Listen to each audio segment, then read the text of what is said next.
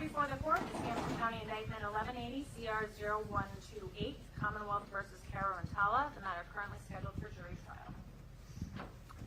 Good morning.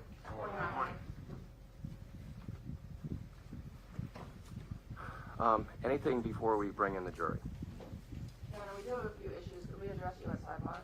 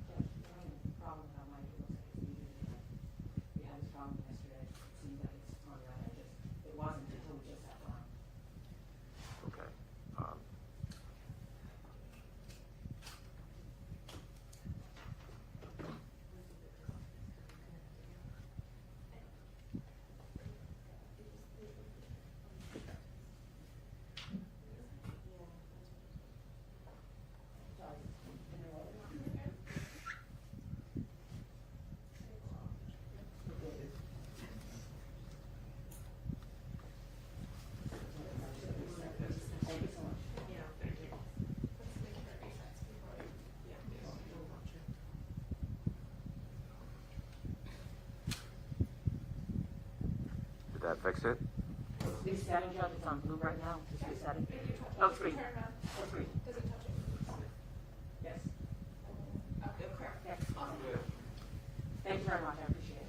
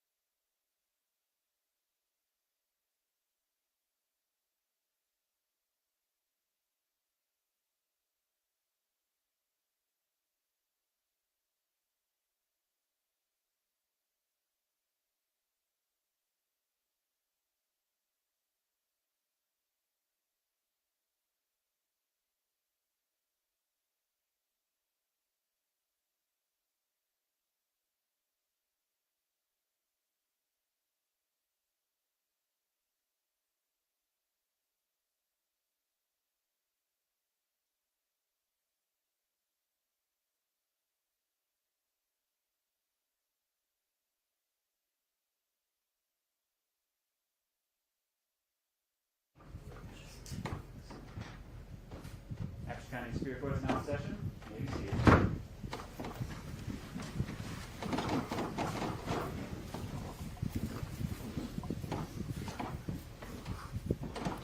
Good morning.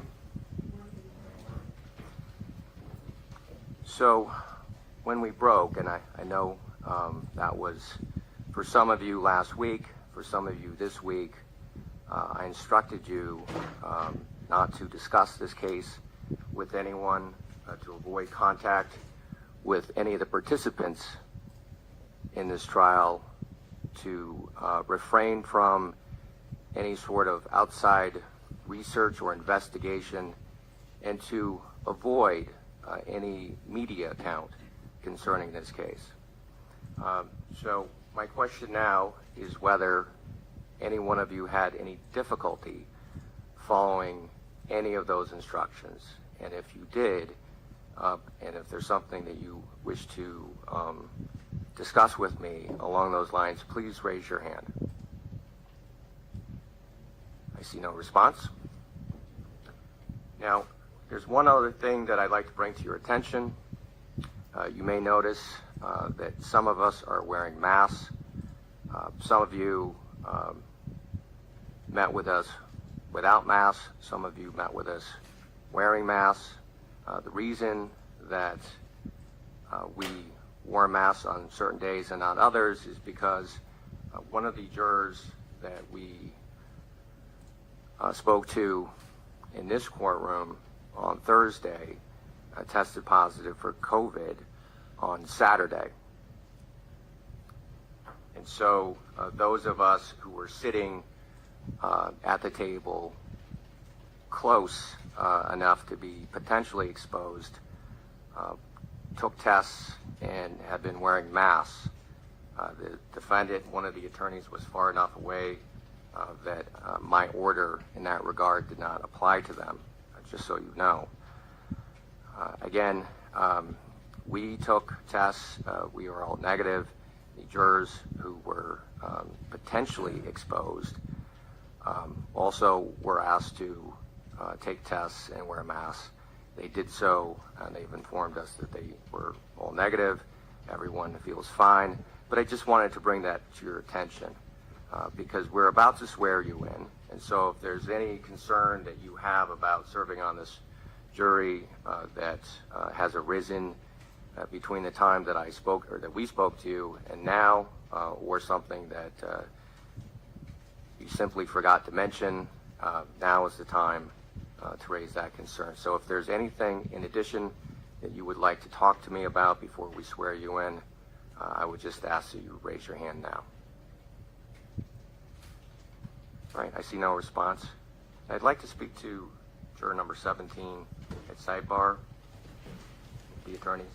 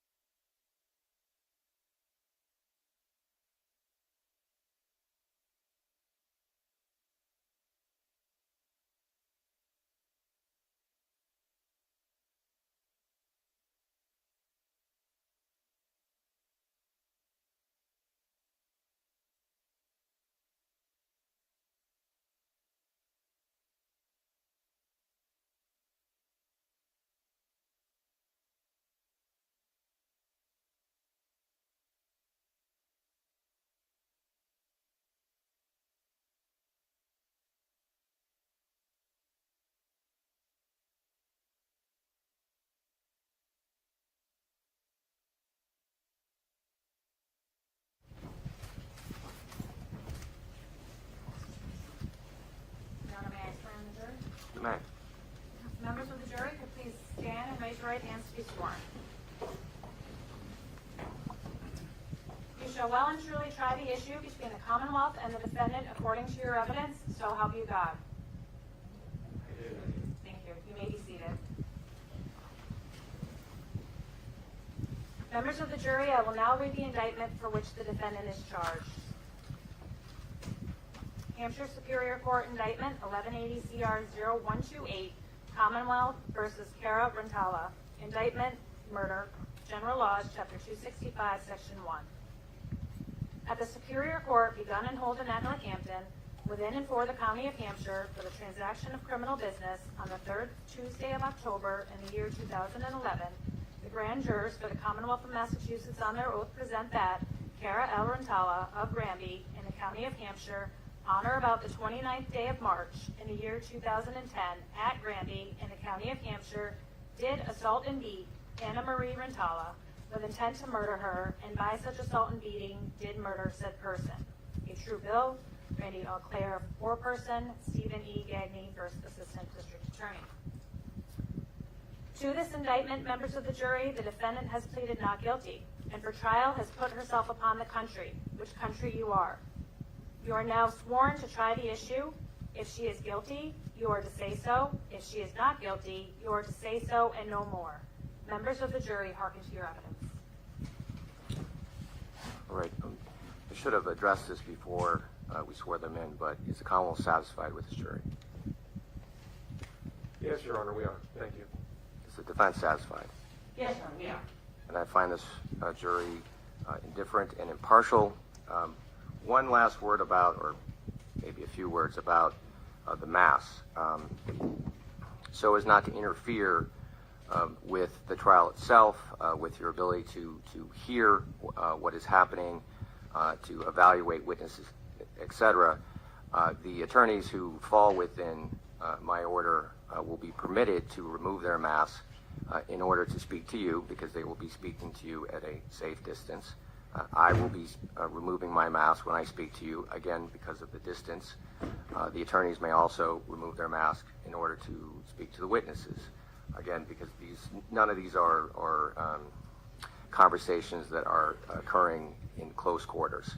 And so just so you understand, when you see attorneys removing their masks, I have permitted that, and that is the reason why. All right, members of the jury, I'm about to make some preliminary remarks to you to acquaint you with some of the legal principles, procedure, and terminology you may encounter during this trial. These comments are not intended to substitute for the more detailed instructions on the law, which I will give you at the conclusion of the trial. This is the trial of a criminal case. The defendant is charged in an indictment with the crime that has just been formally read to you. It is important that you understand that the duty of the grand jury, which renders the indictment for a particular charge, is only to determine whether a person should stand trial for that charge. The grand jury is simply an inquiring and an accusatory body. It is not a jury that determines whether the Commonwealth has met its burden of proving each element of its case beyond a reasonable doubt. That decision is made by a jury that is selected and seated at the trial of the person accused of the crime. That is a decision to be made by you as a jury and you alone. Now, in any criminal case, the defendant is presumed to be innocent unless she is proven guilty beyond a reasonable doubt. The law requires the prosecutor, whom we refer to in court as the Commonwealth, to prove that the defendant is guilty beyond a reasonable doubt. The law does not require the defendant to prove her innocence or to produce any evidence. At the end of the trial, you must find the defendant not guilty unless the Commonwealth has proved to you beyond a reasonable doubt that the defendant has committed the offense with which she is charged.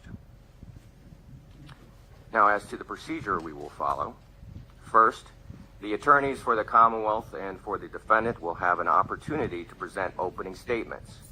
Defense counsel may defer making an opening statement until after the Commonwealth's case, or she may choose not to make an opening statement at all, which is the defendant's right. Opening statements are like roadmaps of what the attorneys expect will lie in the road ahead. Counsel are not permitted to argue their case to you during their opening statements, and you must not consider anything said in an opening statement as evidence because it is not evidence. Next, the prosecution will introduce evidence in support of the charge. After that, the defendant may present evidence in her behalf if she wishes to do so, but she is not obliged to do so. Remember, the burden of proof is always on the Commonwealth to prove that the defendant is guilty. The law does not require any defendant to prove her innocence or to produce any evidence at all. After all the evidence, each side will have an opportunity to offer you closing arguments about what conclusions you might draw from the evidence. Like opening statements, the closing arguments are not evidence. They are merely intended to help you understand the respective contentions of the parties. Finally, after all the evidence and the attorney's arguments, I will instruct you in detail on the principles of law which you are to apply in your deliberations when you retire to consider your verdict. Your verdict must be unanimous. Now let me speak briefly about our respective roles in this case. As the judge, my responsibility is to see that this case is tried in an orderly, fair, and efficient manner. It is also my function to decide any questions of law that come up during the trial and to instruct you about the law that applies to this case. It is your duty to accept the law as I stated to you. Now, it is not up to me to evaluate the credibility of the witnesses who will testify or decide what weight to give any evidence introduced. Nor is it up to me to decide ultimately whether the Commonwealth has met its burden of proof beyond a reasonable doubt. That is your role, not mine. It is up to you to determine the facts of this case. You are the sole and exclusive judges of the facts. You alone determine what evidence to believe, how important any evidence is that you do believe, and what conclusions all the believable evidence leads you to. You will have to consider and weigh the testimony of all the witnesses who will appear before you, and you alone will determine whether to believe any witness and the extent to which you believe any witness. You can believe all of what a witness tells you, part of what a witness tells you, or none of what a witness tells you. It is part of your responsibility to resolve any conflicts in testimony that may arise during the trial and to determine where the truth lies. Ultimately, you must determine whether the Commonwealth has proved the charge beyond a reasonable doubt. So, how do you go about performing this extremely important task? Well, first and foremost, you should strive to be fair and impartial. Listen carefully to all the evidence before you decide the case, which can be difficult because in many respects it is contrary to human nature not to rush to judgment. Second, the case must not be decided arbitrarily because you like or dislike someone or based upon race, ethnicity, age, or such other characteristic. Third, it is essential that your deliberations and verdict be based upon the facts as you determine those facts to be and the law as I instructed. This is the foundation of our jury system. Now, as I have said, you must decide this case solely on the evidence presented in the courtroom. This will include the sworn testimony of witnesses. It may also include any exhibits that I admit in evidence, any facts which I tell you have been agreed to by both sides, and any facts which I indicate that you may take to be a matter of common knowledge. Questions to witnesses, no matter how artfully phrased, are not evidence. Only the answers which you receive from the witness or witnesses who are testifying under oath are evidence. If one of the attorneys or I refer to some part of the evidence at some point during the trial in a way that does not coincide with your own recollection, it is your recollection, your collective recollection, which you are to follow in your deliberations. Now, during the trial, the attorneys may object to questions or statements that they believe may not be admissible under our rules of evidence. This is their responsibility, and you should not look in a negative way upon a lawyer who makes such objections. At times, I may address the attorneys at sidebar, which is just to my right, to discuss such objections. Sidebar conferences, which occur outside of your hearing, are not intended to keep secrets from you, but rather to allow the attorneys a bit more time to argue their points so that I may rule on what you may ultimately consider as evidence. If I agree with an objection to a question, the term often used by us is sustained. You are to disregard that question, and you are not to speculate as to what the answer might have been. In the same way, you are to disregard any evidence that I tell you is stricken from the record. If I reject or overrule an objection, I will permit the witness to answer, and you may consider that answer, but you are not to give that answer any more weight than you would have had no objection been made. And members of the jury, in this case, I will allow you to take notes. Any juror who wishes to take notes during the trial may do so once the evidence begins. Notebooks and pencils will be provided to you. The notebooks will be collected each day, kept locked up and confidential, and destroyed at the end of the trial. You are not required to take notes. The choice is completely up to you. Some jurors may feel that notes are helpful, especially if the case involves many witnesses or complicated issues. Notes also can help you to remember specific testimony or evidence, such as times, places, dates, names, relationships, etc. Other jurors may feel that note-taking is a distraction and may interfere with hearing and evaluating the evidence. If you do take notes, I suggest you keep them brief. They are not and cannot be considered official transcripts of trial testimony. However, bear in mind that although these proceedings are recorded, we do not have the capability of providing you with a transcript of the testimony at the conclusion of the trial, so you will have to rely on your own memories of the testimony, perhaps supplemented by your notes. Regardless of whether you take notes, remember that how a witness testifies may be just as important as what that witness says.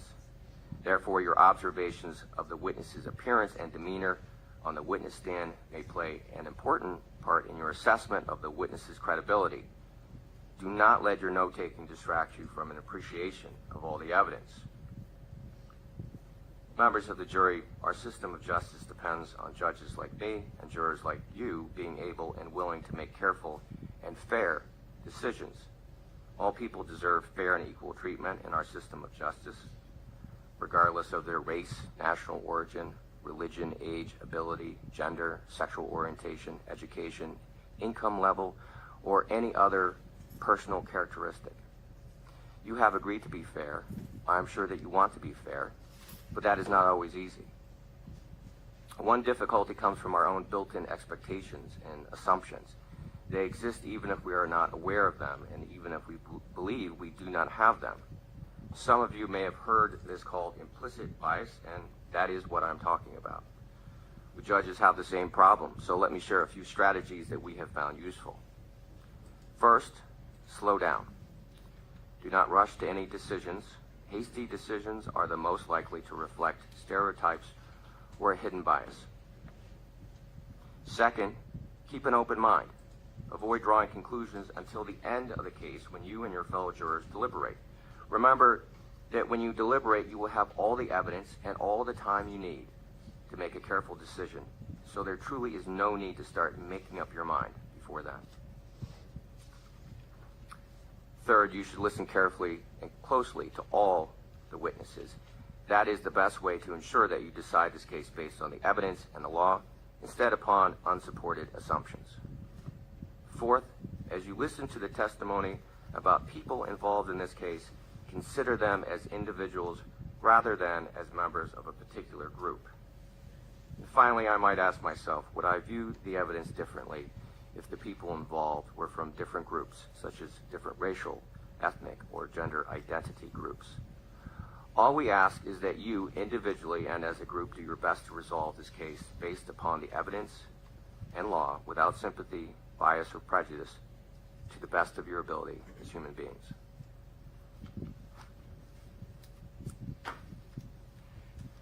Are we ready to proceed with opening statements? How long is ready on? Are you using a podium? I will, Your Honor.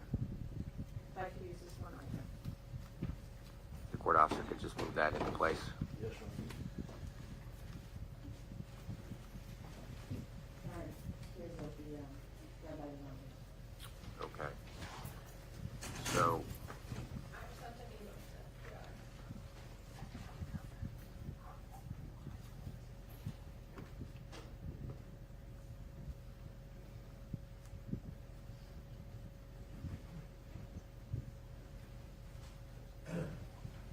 why don't we take a break and see if we can resolve it? I'm sorry, members of the jury. We're having some technical difficulties. one of these microphones. You may recall these microphones. So we're just going to take a quick break to resolve that, and we'll have you come right back in.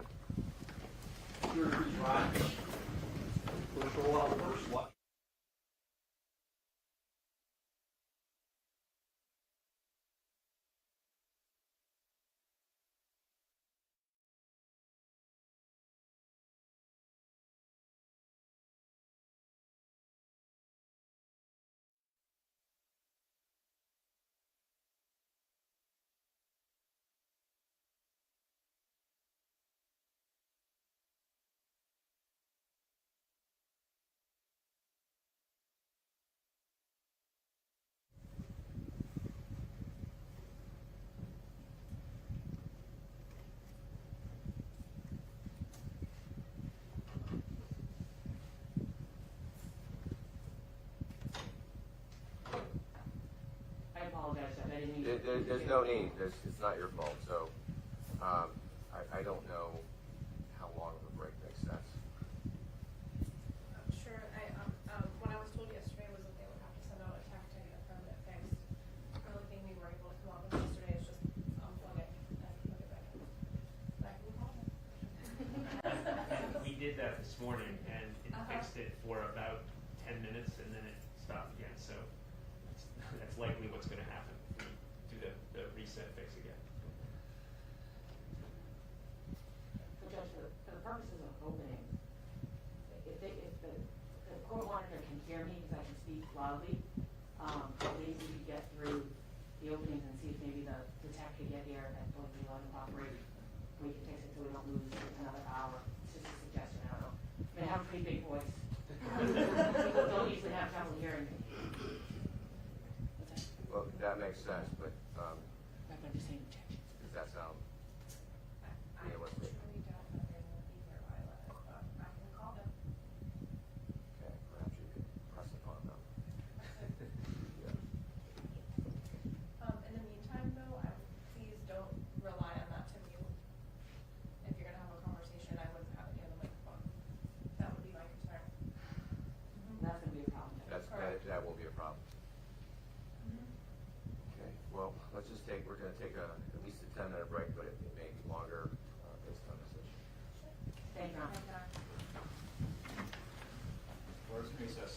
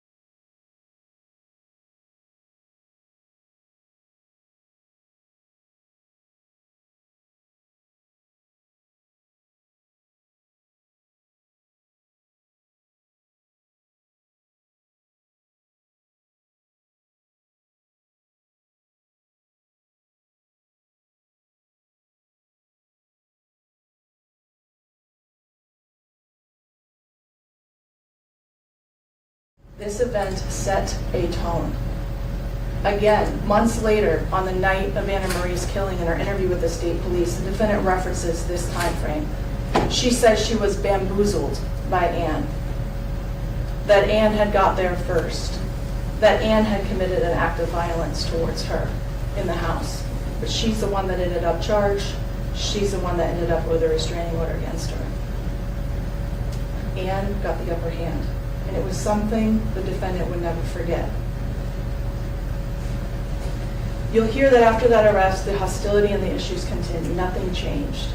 According to the defendant's word, the same problems were still there. By late spring of 2009, the two had made a decision, both of them, that the relationship was over. They could continue no more. And they both filed for divorce. But they took two different paths. The defendant filed divorce paperwork first, but she did not have Ann served with that divorce paperwork. Her plan was to try to do it amicably, to hire a single attorney, and to come to agreements. Annamarie, had different ideas. And before the defendant could serve Ann with the paperwork, she filed her own paperwork at court. She asked for the house, she asked for custody of Brianna, and she asked for spousal and child support. And on May 26, 2009, a sheriff arrived at the home of 18 Barton Street, which is where Annamarie and the defendant lived together with Brianna, and served Cara the papers of this divorce, of what Ann was asking for in this divorce filing.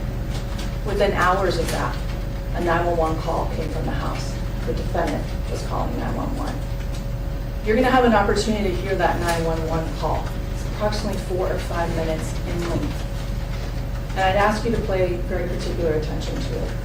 I would suggest that 911 call is a peek into the life of the defendant and Annamarie Rintala, of what was going on with them, and particularly the defendant's state of mind, her response to these issues.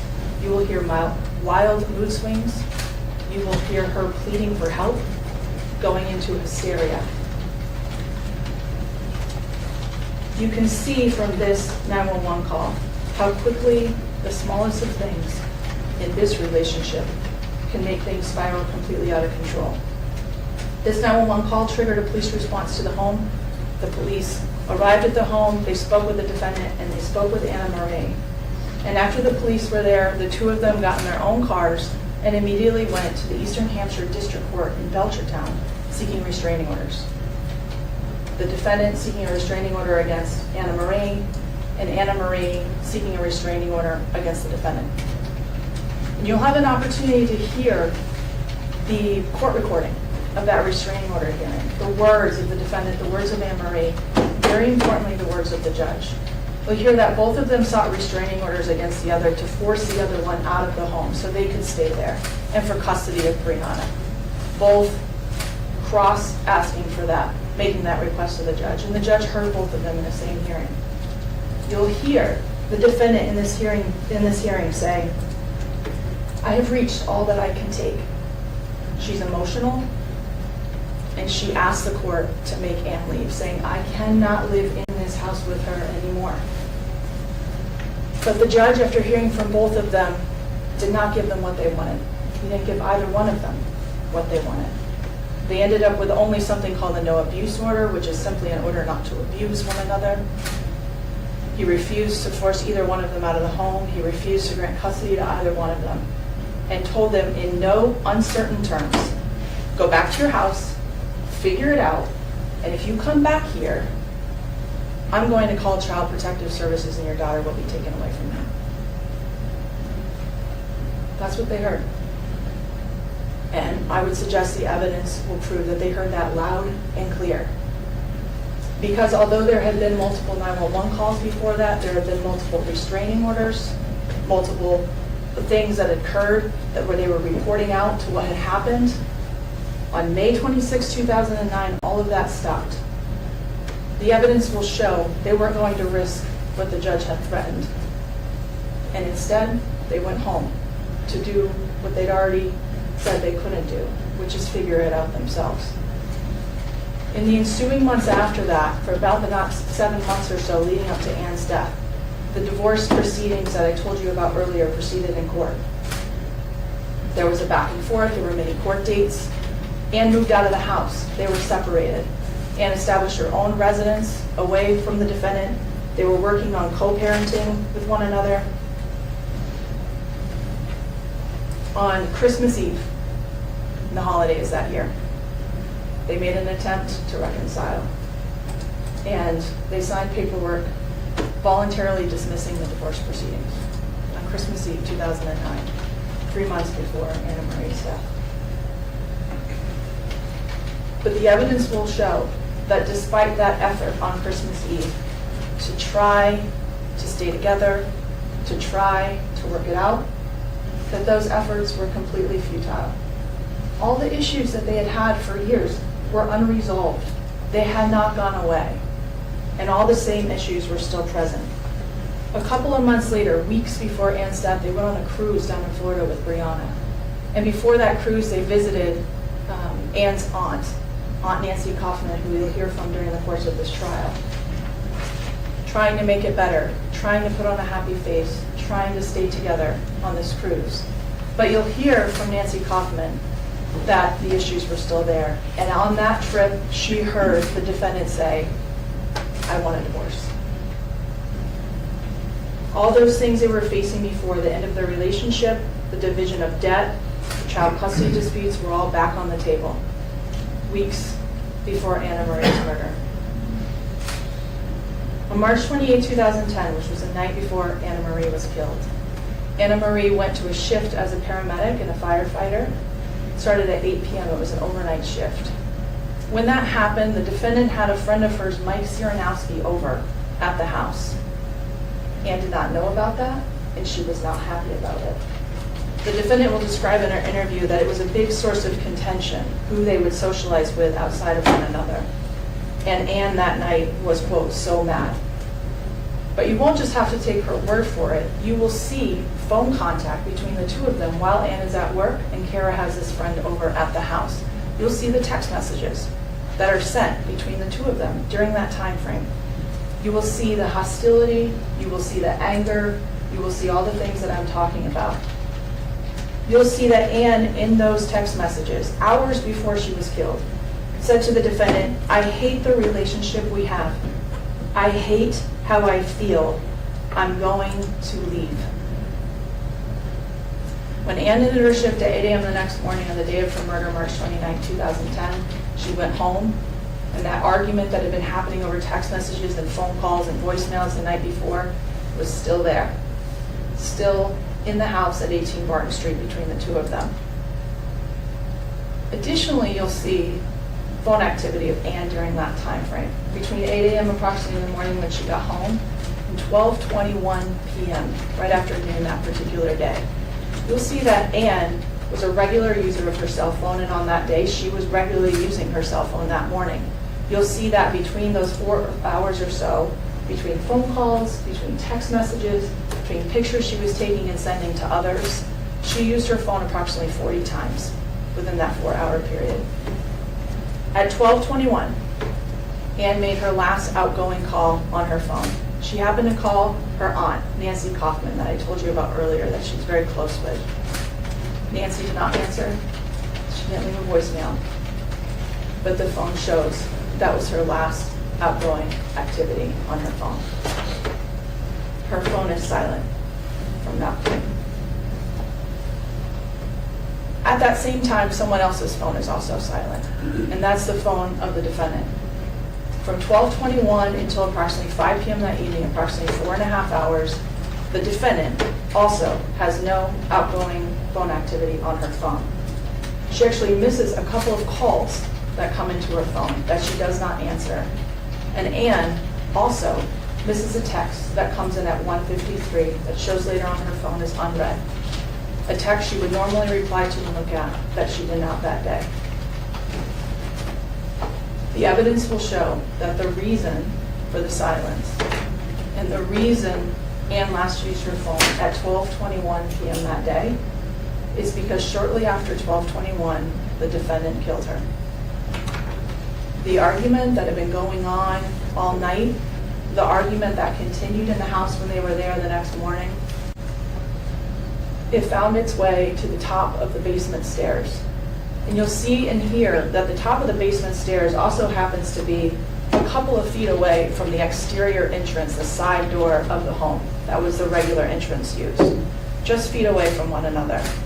And in the defendant's words, they were still tit for tat at the doorway. The evidence will show that in that area at the top of a set of very steep basement stairs, the argument's still going on. That argument found its way down those stairs and ended at the base of those stairs on a cold cement floor with Anne bloodied, with her being hurt, with her being bruised. And this argument was the argument to end all arguments between them. At this point, with Anne and her condition, of the things that have been said, of the things that they knew that had happened in their past, the evidence will show that things had gone too far, gone further than ever gone before. In the defendant's mind, there was no turning back. She put her hands around Annamarie's neck, and she strangled her until she was dead.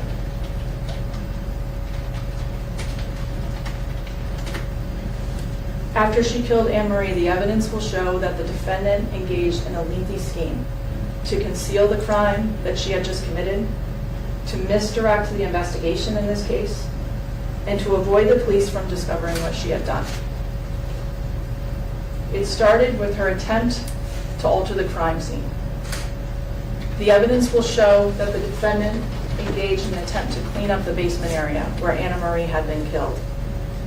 When the police ultimately arrived later that night, and forensic scientists from the lab and crime scene technicians arrived, they saw very clearly that there was a significant amount of blood around Annamarie's body.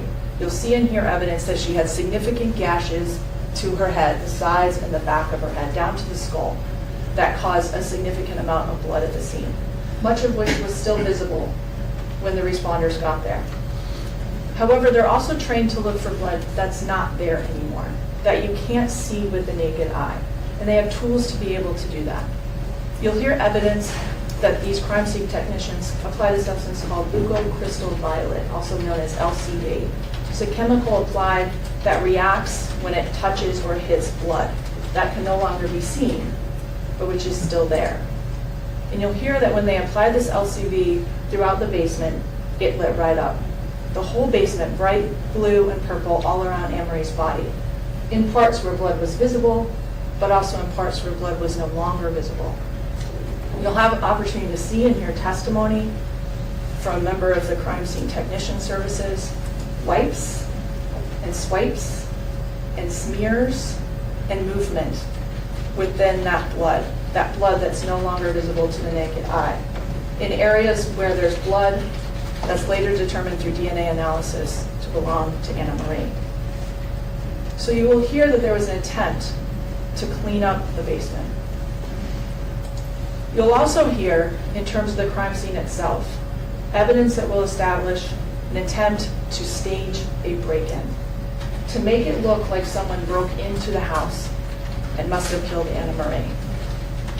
You'll have an opportunity to see the door jamb in the door on that exterior door that I talked about. That's just a couple of feet from the top of that basement stairs. And you'll hear and see evidence of hack marks that are in the door jamb of that door, on the side frame of the door. What I mean by that is crescent-shaped hack marks where the wood is cut out and there are wood chips on the threshold of the door immediately below it. You'll have the opportunity to see a shovel that was used to create those marks, a shovel that belonged to the Rintala residence, that had white paint residue that's consistent with the paint residue from the door jamb. And you'll see those marks.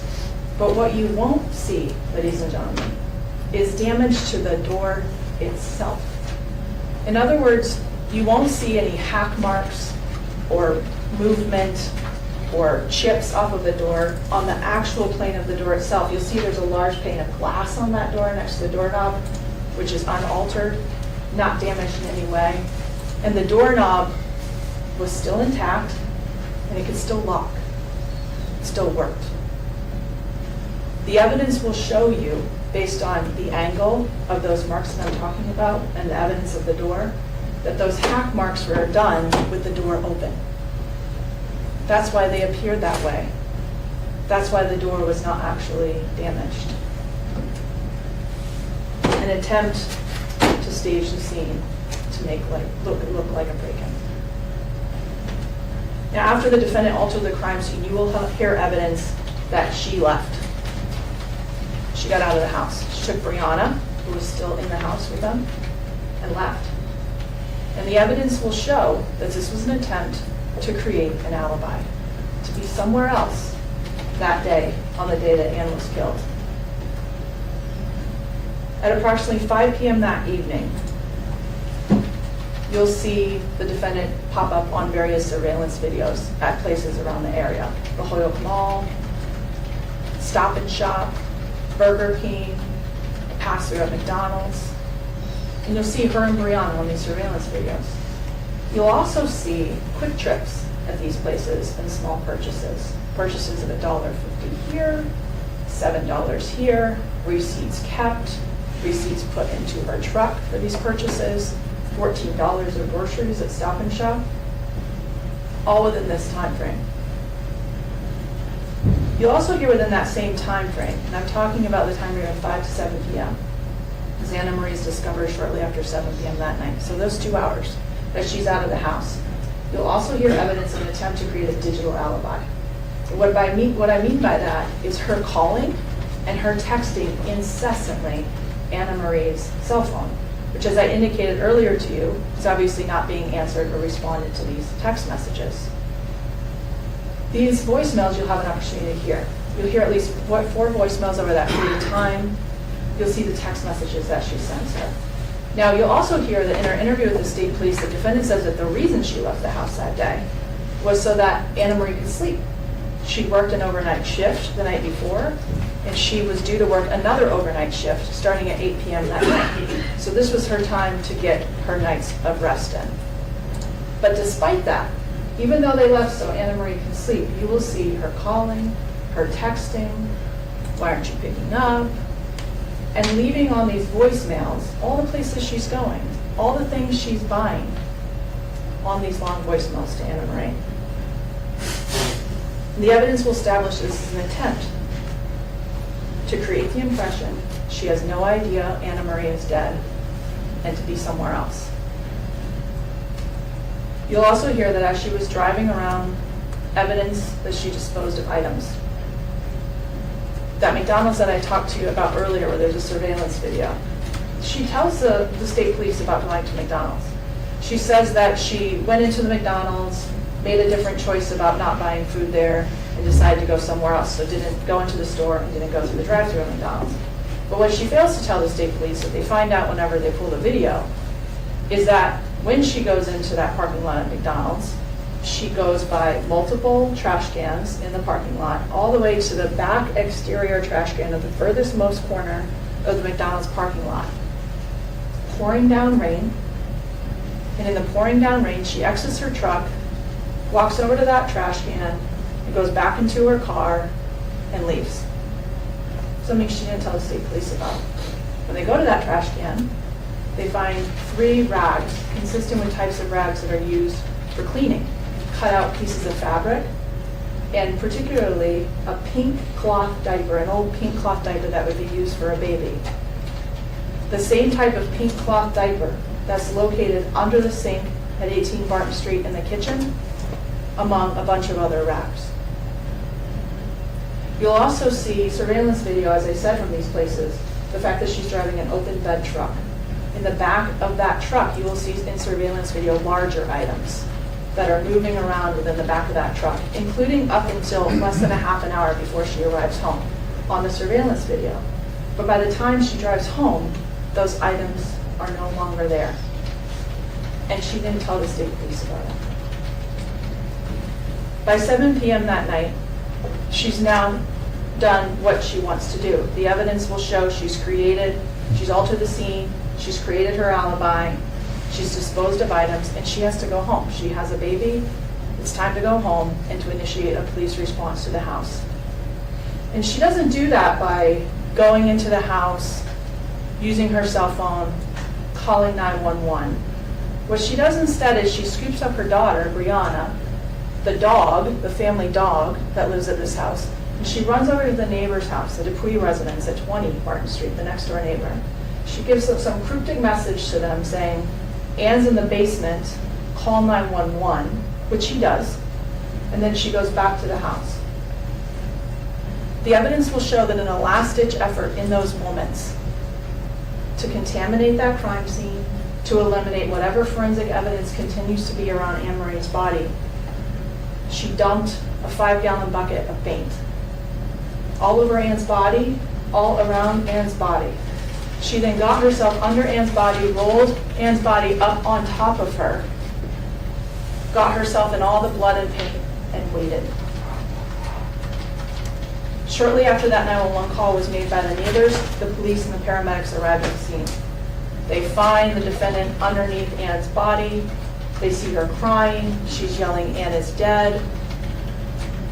She says she can't get out from Anne's body, even though she got under her body on her own. And they assist her in doing that. And they get her out, and they move her upstairs. And the evidence will show that one of the first people she talks to that night is Officer Gary Polder of the Granby Police Department within that home. And he asks her several questions. What's going on? What happened today?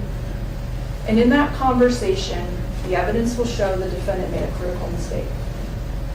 He asks her, what time did you leave the house? When's the last time you saw Anne alive? And she says, 3 p.m. 3 p.m. The reason that that is a significant piece of evidence, ladies and gentlemen, is that although the paint that was there is fresh, it's wet, you'll hear the first responders, you'll see the boot prints that they made in that wet paint. I'm sorry, did you want to be heard? Yes, ma'am.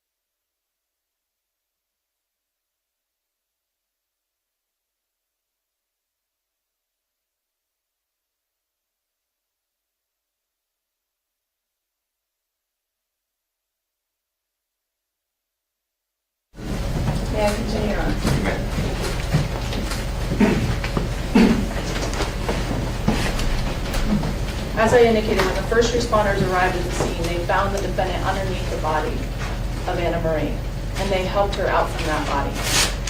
And I told you a few minutes ago that she made a critical mistake saying 3 p.m. You will hear evidence that when the first responders arrived, they observed the body of Annamarie Rintala, they touched the body of Annamarie Rintala, they moved her arm, they moved her hips, they moved her body in order to release Cara from out underneath the body. They will testify in this trial that when they did so, her body was stiff as a board. Her body was completely one unit. Her arms were above her head. When they moved her body, it was completely locked in that position and moved as a single unit, stiff as a board.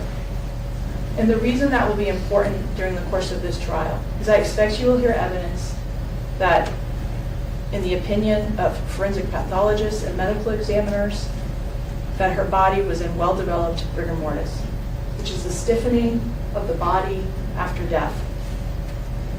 And you'll hear from the medical examiner in this case, Dr. Joanne Richmond, who worked for the Office of the Chief Medical Examiner of Massachusetts, who did the autopsy in this case, who determined, in her view, the opinion of cause of death being manual strangulation, and that she will offer an opinion before you regarding time of death of Annamarie.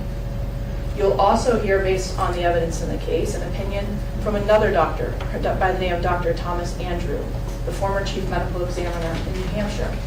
Both of these medical examiners have over 30 years of experience. I expect they will testify that based on the conditions of Ann's body, when the first responders arrived at approximately 7:15 p.m. that night, that it is their opinion that Annamarie was dead well before 3 o'clock. And by the defendant's own admission, only 2 adults were home at 3 o'clock that day, her and Annamarie. During the course of this trial, the evidence that I just indicated to you will come through many different sources. You'll hear from numerous witnesses, you'll hear from the first responders, as I indicated, paramedics and police officers. You'll hear from state police troopers who responded to the scene and were in charge of the investigation. You'll hear from crime scene technicians and forensic scientists, members of the crime lab who examined the physical evidence collected at the scene, who conducted fingerprint analysis and DNA analysis. You'll hear from the forensic pathologists, as I indicated to you. Granby police officers who responded previously to the incidents, the domestic disputes between the defendant and Annamarie. You'll see photos and videos of the crime scene and Ann's body. You'll see the photographs of the LCD and that bright blue color of that blood at the crime scene. Surveillance video, phone records, 911 calls, divorce filings, restraining orders. And you will have the opportunity to hear over 3 hours of the interviews conducted of the defendant the night of Annamarie's death and the next morning. The video and audio recorded, and you'll have an opportunity for yourself to see everything that she said about her relationship with Annamarie. And at the end of the trial, the evidence will prove to you that the defendant, Cara Rintala, killed Annamarie, that she intended to kill Annamarie, and that she did so with deliberate premeditation and extreme atrocity or cruelty. Thank you. Hey, Aaron. Thank you.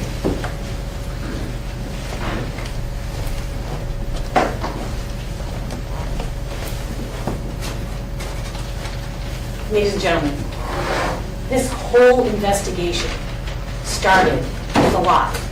It started with a lot. When that 911 call was made, that Cara Rintala asked her neighbor, Roy Dupuy, to make, he said nothing about it being a domestic. But you know what the dispatcher did? The dispatcher called it in as a domestic. So before they even get to the crime scene, in their head is the idea it must be Cara Rintala because it's a domestic. The first responders hear that it's a domestic. The first police officers on scene hear that it's a domestic. And when Cara Rintala voluntarily agrees to speak to the police without a lawyer, 6 minutes and 55 seconds into that conversation, the question is asked of her, so I heard there's been a lot of domestic violence. That's why Cara Rintala is bringing up the domestic violence. Not because she wants to talk about a relationship with her and her wife. Because you'll hear evidence, I expect, that they reconciled, that they dropped the divorce proceedings. And you heard the prosecutor talk about, in that statement, Cara said that she was bamboozled. Want to know why? Because Annamarie told DSS that she lied. She lied about the assault and battery in 2008, that it never happened. So was Cara bamboozled by Ann? Well, if your spouse comes in and lies about you and gets you arrested and gets you kicked out of your house, I think you've been bamboozled. And I think that's what the evidence is going to be. Now, what you didn't hear from the Commonwealth, because they don't want you to look at this case objectively. They want you to look at it with blinders on, exactly like the first responders did, exactly like the state police did, exactly like the dispatcher did when they said it was a domestic. They want you to just focus on that. They want you to believe that Cara Rintala is the only one in the whole world who had access to that house, and the only one in the whole world who could have done this. What they didn't tell you about is a guy by the name of Mark Olasak. You didn't hear one word about Mark Olasak. Mark Olasak was Cara Rintala's partner as an EMT and firefighter. Mark Olasak was in love with Annamarie. And how do we know that? We know that, ladies and gentlemen, because when they got around to interviewing him 18 months later, when he first lied, two days later they said, "Where were you?" And he said, "I went to physical therapy that morning, and then I was home the whole rest of the day." Total lie. Total and complete lie. That's not true. But because the police believed it was a domestic, great, all right, we'll check that person off. We don't have to worry about that person anymore. And then they find out that almost a year later, maybe even a little bit more than a year, that Mark Olasak is still sleeping in a pink sleeping bag that Annamarie Rintala had at the fire station. And even Detective McGarrian thinks, that's a little weird. It's a little weird. Let's go talk to this guy and find out what's happened. So they go and talk to him 18 months later. And they find out that he is sleeping in Annamarie Rintala's sleeping bag. And he tells them a story that we're really, really good friends. And being really, really good friends, these are the things that we do. We go out to dinner. We go for drinks. We hug. We kiss on the corner of the mouth. I don't know why that's important, but he thought it was. And then at least on one occasion, Mark Olasak sent a text to Annamarie Rintala that he loved her. And he says he loved her in a friend way. That's what he did. And you'll hear evidence, I expect, that the police learned in the investigation that after Mark Olasak lied, that they actually went and got the records of his credit cards. Because they found out that Mark Olasak allowed Annamarie Rintala to have 3 credit cards that he paid for, that his wife knew nothing about. Because Mark Olasak, I forgot to say, was married with a kid. Doesn't tell his wife that he opens up these 3 credit cards. He'll say, I expect the evidence will be that he told the police that he was trying to help her build credit because she had really bad credit. That's what that I expect the evidence will be that the police knew. So they go and they look for these credit cards. They try to figure out what it was. What is it that that you're allowing her to charge? What is it that you're allowing her to use? What is it that you, Mark Olasak, are taking on the responsibility of paying? By the time Annamarie Rintala is killed, there's a $7,000 outstanding debt on the credit card. Again, that Mark Olasak doesn't tell his wife. Now, I expect that you'll hear that the police found out that his wife, during the course of this investigation, finds out about 2 of the 3 credit cards. And he allegedly has some conversation with his wife where he doesn't fess up to the 3rd credit card. And his wife, I expect the police will tell you, that tells them, I don't want you involved with her anymore. I don't want you around her anymore. I don't want you working with her anymore. I don't like what's going on, and I don't want it to happen. And what does Mark Olasak do? Continues to see. What does Mark Olasak do? Try to find a way to still work with her. Until he makes this statement to the police that says, I'm a great friend, until you lie to me. Until you lie to me. And you'll find out, at one point when Annamarie Rintala was moving back to be with Cara Rintala, to fix their marriage, to have a chance at getting reconciled, that he's helping her move out of that apartment that the prosecutor told you about. And what he finds when he's helping her move out of that apartment is a note and a picture. And the note is from another woman, Cara Daniele. Cara Daniele and Annamarie Rintala had an on-again, off-again relationship about 10, maybe even 13 years. And he finds this note, and he finds this photograph, and he realizes at the same time that he's having these conversations and these kisses on the side of the mouth and giving her these credit cards, she's in Vegas with Cara Daniele. And so what does he do? I expect that he will tell, that the police knew that he never once brought it up to Annamarie Rintala. He saved the note, he saved the picture, but he never once talked to her about it. But you know what he did do? He took away her phone. He was paying for her phone, and he was upset that she was talking again and dating again Cara Daniele. And so what does he do, this guy who's trying to be her friend, this guy who's trying to help her build her credit? He takes away her phone. That's what he does. Not going to pay for your phone anymore. And I expect you'll hear the police say the reason that he said he did that is he didn't think it was good that Cara Daniele was dating Annamarie during the time period that there may have been some custody issue. That's his explanation. But there's more than that.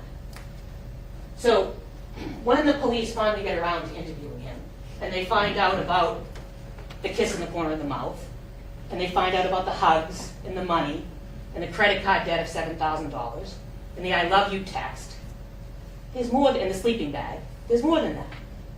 They also find out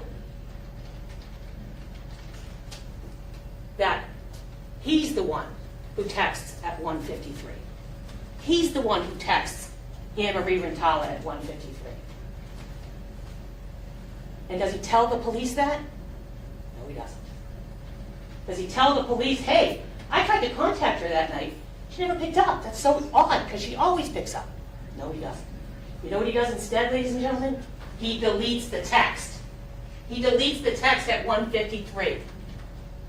And I expect the police will understand and know and learn that he deletes the text. And you know what they do about it? Nothing. The blinders on. You would think that a seasoned police officer, a trooper from the state police who knows how to investigate homicides, when they find out they've been lied to, when they find out that there's someone who deleted a text, who probably was the last one to text that night, and doesn't tell you about it, you would expect that you go right back to Mark Olasak and say, hey, what's going on here? Why'd you delete that text? Because a good homicide detective would think, why delete that text? How did you know you were supposed to delete that text? When there's also a text at 8:15 that night that you don't delete. How do you, Mark Olasak, know that? But nobody asks that question. And again, because they are operating with blinders on. This is a domestic. This is Cara Rintala. We don't need to look anywhere else. But there's more. They finally get his credit card statement. And even though he had told the police, I went to physical therapy and then was home the whole rest of the day, they find out that there's a number of purchases on March 29th on his credit cards. So they try, they say, to go get the receipts and the time stamps for when he makes these purchases. And because it's been 18 months that they had blinders on, because they believed it was Cara, some of them they can't get. But there's one that they did that I want you to pay particular attention to. Sometime around 4:30 on March 29th of 2010, Mark Olasak goes into a Walmart to purchase a $7 pair of pants. Now you might ask yourself, why do you need a $7 pair of pants in the middle of the day? But the police don't ask that question. Nobody asks him why he's buying a $7 pair of pants. But they go back and they say, hey, you have all these purchases on your credit card. You must have been out that day. Now I remember. Oh yeah, I went to Home Depot, and then I went to Bob's Furniture with my wife and my daughter. I went to Bob's Furniture. We were looking for some furniture for my daughter's new apartment. And we went there to look for stuff. And yeah, I don't remember going to the Walmart, but I could have gone to the Walmart. And you know what the wife says? No memory of going to Walmart. You know what the daughter says that the police knew about? No memory of going to the Walmart. 4:30 in the afternoon. You stop what you're doing when you told the police you were home, and you go buy a pair of pants. But let's talk about the Bob's Furniture. So now the police know that this is Mark Olasak's alibi. So what do? Nothing. Do you go to the Bob's Furniture and you try to get a video to see if he's there that day? Well, initially, Trooper McGarian said he did go and he never saw Mark Olasak, his wife, or his daughter on the video of the Bob's Furniture. A little bit later he said he doesn't even remember if he went and got the video. Again, ladies and gentlemen, domestic, blinders on, let's not look anywhere else. That's what happened. And then when they find out that Annamarie Rintala was also having this relationship with Cara Daniele, they went to go talk to Cara Daniele. And Cara Daniele lies to them as well. She says she goes to her gym that day, and she goes for a run, about 2 hours, maybe 3. And in the middle of her run, which is the opposite direction of where Annamarie Rintala and Cara Rintala live, she tells them that she goes in this direction. They get her records, they get her bank records, and they find out that she makes a withdrawal over here, closer to where Cara Rintala and Annamarie Rintala live. And so what do? Do they go back and say, hey, wait a minute, you said you were going in this direction, and now you're going in this direction, according to your bank statements? Nope, didn't happen. And then they also find out she goes to a tanning appointment. And nobody questions whether or not when you're in the middle of a run, you would normally stop for a tanning appointment. Nobody questions that. And I expect you're going to see, as part of the crime scene, that there is tanning lotion on that basement floor. But does anyone ask about it? No. Does anyone ask her why she didn't tell the police about the stop to go tanning in the middle of her run? Anyone ask her about whether or not why she stopped at the ATM in the middle of her run in the opposite direction of the route she told the police she was going? No. Again, ladies and gentlemen, because that whole thing started with this is a domestic response. And so they weren't looking anywhere else. They were only looking at Cara Rintala. And they were working really hard to make the pieces fit. And if you don't look anywhere else, if you keep those blinders on, then you don't have to do the rest of the investigation. You don't have to go and eliminate these people. You don't have to figure out why Mark Olasak is lying to you. You have to figure out why somebody stops to go tanning in the middle of the run. You don't have to do any of that because you believe it's a domestic. Because you believe, even though it's false, that this whole call starts because it's a domestic. Now, beyond that, ladies and gentlemen,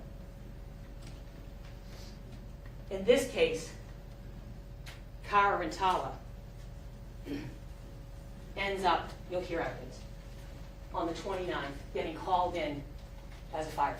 And you'll hear evidence, I expect, that if you pick up your phone when you're a first responder, and you refuse to take the call or to come in to do the extra work, you get punished in some way. If you don't pick up your phone at all, if they can't reach you, you don't get punished. Commonwealth wants you to think there's something nefarious about the fact that when Cara Rintala is with her young daughter, after she had already been called into work that morning, picked up the phone, agreed to go in, took a call, came back to her house, the fact that she doesn't take another 2 calls from her work isn't as nefarious as the Commonwealth wants you to believe. And I expect you're going to hear evidence to that effect. That when you don't pick up the phone and you don't tell them you're available, then nothing happens to you. But Cara Rintala, I expect the evidence will show, was following that procedure and nothing more. And what does Cara Rintala do? She can't get Brianna to go to sleep. Brianna naps sometime between 2 and 4, and Brianna's not going down. And her wife is tired, and she has to work that night. And for anyone who's ever had a 2-year-old, you know it's impossible to sleep when a 2-year-old is running around the house. So what does Cara Rintala do? She takes Brianna, she puts her in the car, and she drives around. Now the Commonwealth will say, we don't know where she went. As a parent, how many times have you put your kid in the car and drove around to try to get your child to go to sleep? For 2 reasons. One, she wants to let her wife sleep. But more than that, you know the meltdown is coming if your child doesn't nap. And so yes, there's a period of time where Cara Rintala is driving around trying to get Brianna to sleep. And it doesn't work. And so what does she do? She goes to the mall. She tries to walk through the mall. She tries to do what she can to fill the time so she doesn't have to go home and interrupt her wife who's trying to get some sleep. Now, what you'll hear, ladies and gentlemen, is while she's driving around, she does ultimately sometime around 5-ish, when she knows her wife has to be back at work at 8, texts her wife and says, hey, we think we're going to go to the McDonald's. Do you want anything? You know, this is where Brianna wants to go. She gets into the McDonald's parking lot, and Brianna doesn't want McDonald's, so she doesn't get McDonald's. And you'll hear at some point that there'll be evidence, I expect, that Cara Rintala gets out of her car during this whole time period because she's changed Brianna's diaper. And when she changes Brianna's diaper, she goes and she throws stuff in the trash. Again, ladies and gentlemen, I have a 2-year-old. You're not going to drive around in the rain with a dirty diaper. That's what happens. And that's what I expect the evidence will be. But what happens when Cara Rintala gets home after she goes to a bunch of different stores? And it's not to have an alibi. It's because she can't get her 2-year-old to go to sleep, and she's trying to allow her wife to get some sleep. But now she knows, you gotta eat because you gotta go to work. So do you want this? Why are you responding to me? They're not as nefarious as the Commonwealth wants you to think. Now beyond that, ladies and gentlemen, what Cara Rintala doesn't know is happening is that on the 25th of March, Annamarie and Mark Olasak have a date. They go to Connecticut. Mark Olasak doesn't tell his wife about it. While he's in Connecticut, she wants a dog. And she wants him to spend $250 on a dog for her. And he's willing to do it because he loves her. And he can't spend it on one of the credit cards that his wife might find out about, so he's got to do some finagling to try to get some money so he can buy her the dog. And she makes a bunch of phone calls and tries to find the dog that she wants to buy. And ultimately, she calls him back and she says that after he spent the $250 on the dog, she needed $20 for a dog crate, because she had to crate the dog. And you'll find that she never bought a dog. She never needed a crate. And that she used Mark Olasak. She didn't use him that one time. She used him again and again and again. And one of the instances that you'll see that she uses Mark Olasak is that she wants Mark Olasak to stand in line for her at a store to get an iPad for Easter right before she's killed. And so how does she get Mark Olasak to do that? She promises him a big kiss. A big kiss if you get in line at 6 o'clock. And I expect the police know because they've looked at the texts. How big a kiss? The earlier you get there, the bigger kiss. And so what do the police do about that? Nothing. They don't do a single solitary thing. What do they do about the fact that Mark Olasak figures out that there is no dog and there is no crate, and that he's been lied to, and that he's a good friend until he's been lied to? Nothing. They do nothing about it. Now, beyond that, ladies and gentlemen, when Cara Rintala gets home and she sees her wife at the bottom of the stairs, she does what every parent would do. She gets her child to safety, and then she goes and tries to help her wife. When she goes and tries to help her wife, she realizes her wife is dead, and she's hysterical. She's hysterical. And the first thing she says to Roy Dupuis is, "Call 911." Because she still believes there's a chance to save her wife. When she gets downstairs, she's an EMT. She's a firefighter. She knows her wife is dead.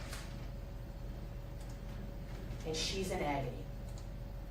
And she rolls her wife's body onto her lap and cradles it because she can't believe her wife is dead. And she cradles her wife's body until the police get there. And she's crying, saying, "I can't believe Ann is dead." And you'll hear evidence that at that point, the police decide that there's something suspicious. And that decision gets made again, domestic and blinders. So they say, we have to get Cara Rintala off the basement floor and away from Annamarie Rintala and bring her upstairs and start talking to her. And that's essentially what they do. They roll Anne-Marie's body off of Cara. She goes upstairs, follows their instructions completely. She follows their instructions to sit at the table and to not touch anything. And that's essentially what she does. And then they come up to her and they start asking her questions. And does she say, "I'm not going to talk to you"? No. She says, "I'll answer any questions you want. What do you need?" She gives them permission to search her phone. She gives them permission to search her house. She makes a statement, a 2.5-hour statement without a lawyer. She answers every question that they ask. And they want you to believe she was so focused on these domestic issues. But you'll hear 6 minutes and 55 seconds into that statement, it's the police who bring up the domestics. And does she lie about it? Does she say, "Oh no, we were great"? She says, "No, we had some problems. We did have some problems. But we worked it out. We were on the right path." We don't do that anymore. We don't fight like that anymore. And the Commonwealth told you that the reason they believe that happened is because the judge threatened to take their daughter away if they came back. I expect to hear evidence that they actually went to therapy. They worked things out. Anne-Marie moved home, and things were better. Now, is there that texting about having a mail over the night before? Yeah, there is. And I think you'll learn during the course of this trial that Anne-Marie is projecting her own infidelity and is suspicious of Cara because of what she's doing with Mark Olasak. And you'll see Cara's texts, which are, it's just like a bunch of old schoolgirls. We're just gossiping here. There's nothing going on. But Annamarie believes different. And Annamarie makes that statement, I hate our relationship. I'm going to leave. Well, she's going to leave, ladies and gentlemen. What's the problem? Why would anyone need to kill her if she's going to leave? But the police don't ask those questions.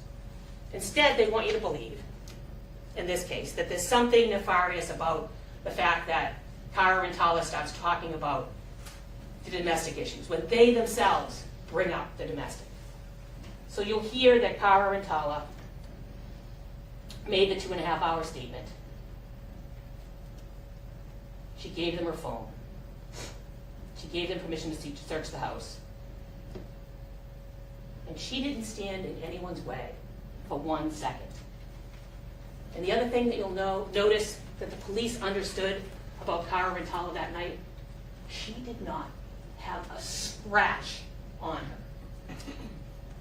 You'll hear that there was a struggle in the basement. You'll hear that somebody strangled Annamarie Rintala.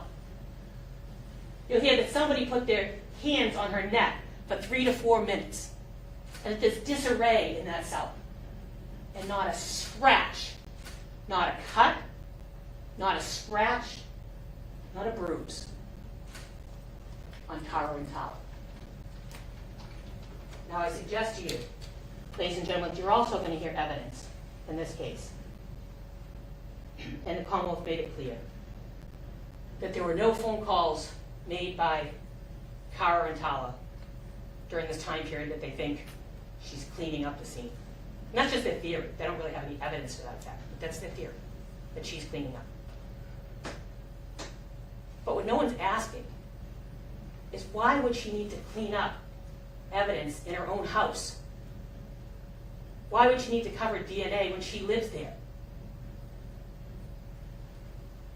Again, domestic, blinders, that's what happens.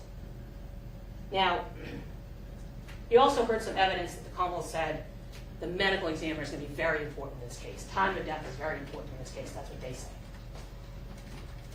What you're going to hear, I expect, from the medical examiner is that they didn't follow procedures in trying to determine time of death.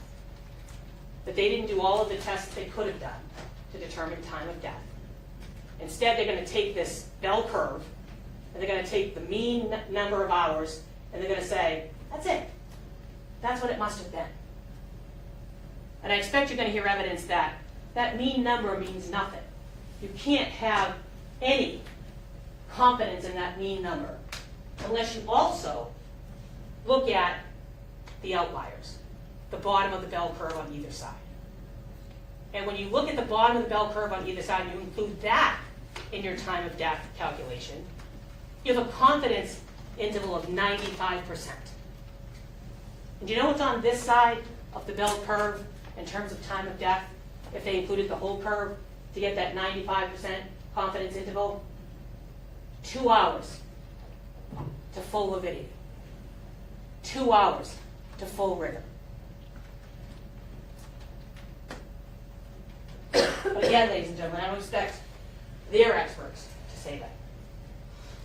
Now, I can't tell the Commonwealth what to do. I can't tell them which evidence to present. But I can tell them, in this case, that when you investigate, and I think you'll understand, when you are investigating a case, and you aren't following where the evidence goes, when you're investigating the case based on this implicit and cognitive bias that was falsely injected into this case from the very beginning, the investigation can't be fair. I expect you're going to hear evidence that Mark Olasak's phone was pretty silent that night too. But nobody asked him any questions about that. I can't, again, tell the Commonwealth what to do, but in this case, if you don't hear from the trooper who did the investigation, Trooper McGarry, if they don't call him, if they don't call Mark Olasak, if they don't call Colin Daniele, if they don't call Roy Dupuy? And is this really a search for the truth? Or is it the Commonwealth endorsing the blinders in the investigation that they know started with a lie and continued with implicit bias? And ladies and gentlemen, if this is not a search for the truth, this is not an opportunity to give you all of the evidence that you need, so you can look at these witnesses and decide for yourself whether or not to believe them, then it is really a search for the truth at all? Because if it's not, what are we doing here? Cara Rintala did not kill her wife.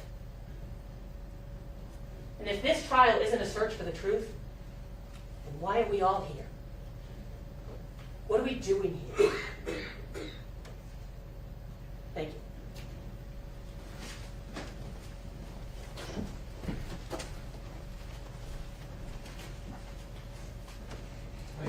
Members of the jury, we're going to take, we typically take a morning break around 11 or so, so we're going to take that break now. We'll break for about 20 minutes. I'll just remind you of the instructions I gave you previously. Those instructions apply throughout this trial. They are, again, not to discuss this case with anyone, including each other, not to conduct any form of outside research or investigation, online or otherwise, to avoid contact with the participants in this case, to avoid any and all media account concerning this case. I've just told you that those instructions apply throughout this case, so forgive me when I give those instructions to you every day ad nauseum, but they bear repeating because they are of critical importance. Okay, so we'll see you in about 20 minutes. Jury, please rise. First of all, watch.